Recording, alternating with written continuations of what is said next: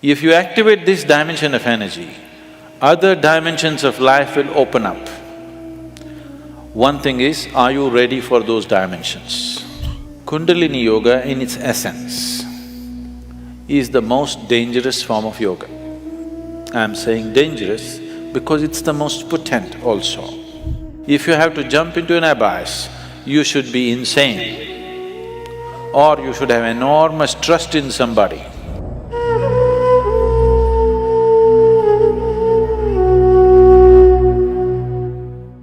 So what is Kundalini?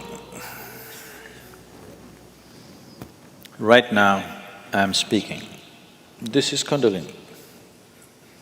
You are alert and listening. If you are alert and listening, that is Kundalini. A flower is blossoming, that is Kundalini. A dog is barking, that is also Kundalini. Or in other words, the fundamental life force in the existence, we call it Kundalini. Now, within the system, within the human system, if you look at this as a kind of a life package, it's a piece of life. This piece of life is packed in a certain way with layers of this energy. One dimension of energy comes alive immediately because that is necessary for your survival process. The other dimensions of energy will not come alive unless you do something about it. Unless you're aware of it and activate it in a certain way, they do not come into existence, they remain dormant. The dormant energy is way bigger than the energy that is in use right now. To take care of your survival process, to live a physical life completely, to live a complete physical and intellectual life, you need to activate only about 21 of your chakras. Out of this 114, if about 21 of them are on, you will live a complete life. You will not feel any inadequacy. You will live a complete physical life. There'll be no problem with your life. You will think you're a great success, but you are only 21.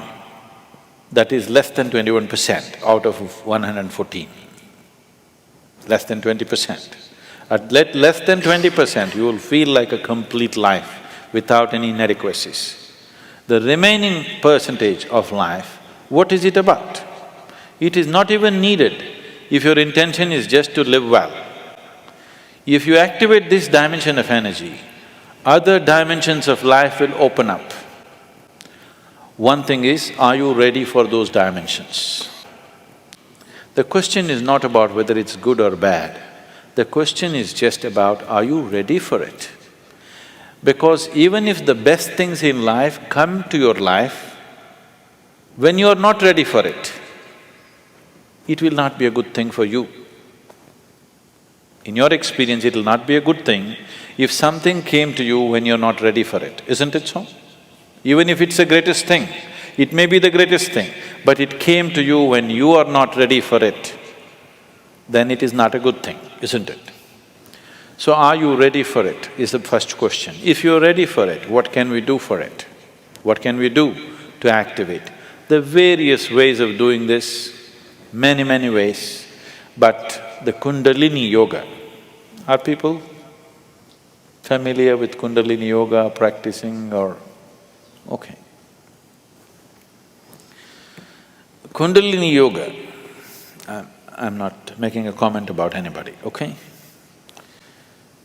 Kundalini yoga in its essence is the most dangerous form of yoga. I'm saying dangerous because it's the most potent also. What is most potent is always the most dangerous, if improperly handled.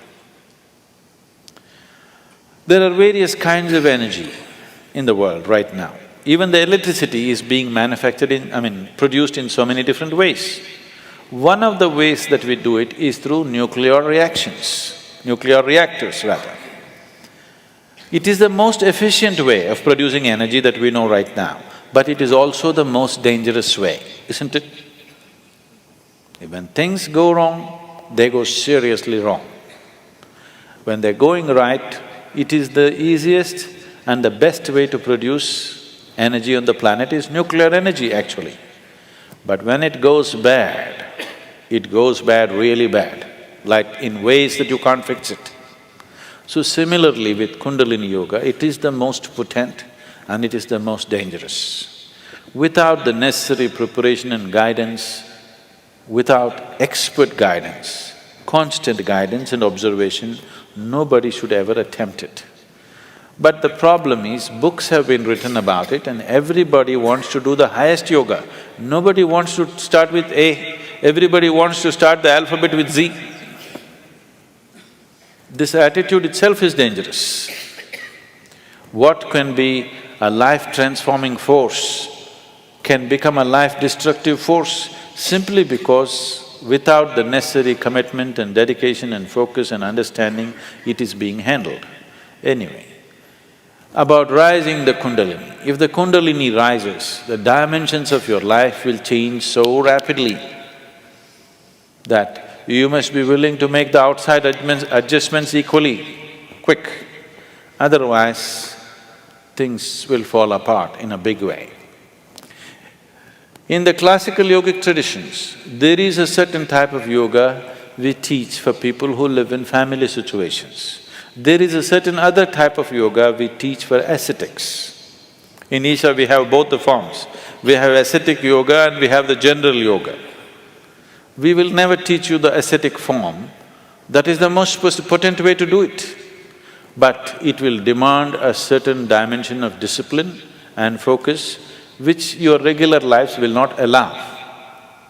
If you do that kind of yoga, it will dismantle your outside life instantly. Now this yoga is not designed to dismantle your life, this yoga is designed to make your life happen better.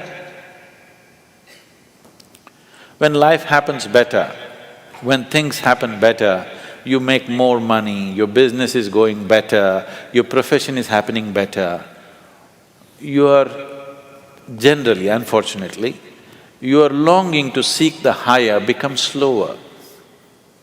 Yes?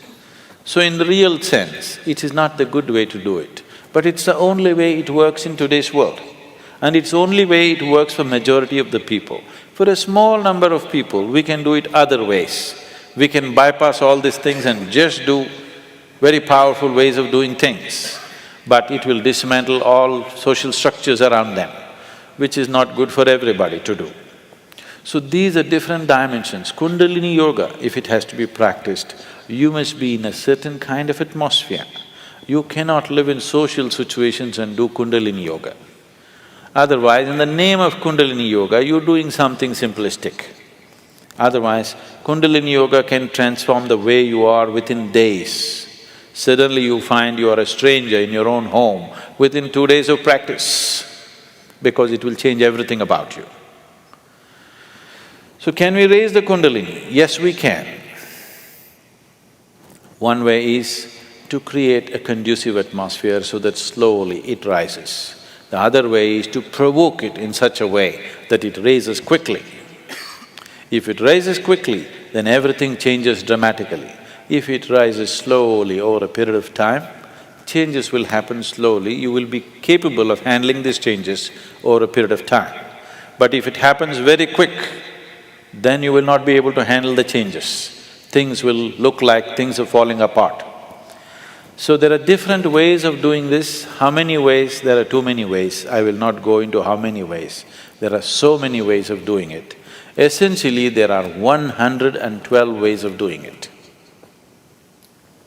There are 112 ways in which you can take this up. From the base to… for this you have to know the structure, otherwise it'll become very elaborate. Out of these 114 chakras, there are 7 which we recognize as 7 dimensions.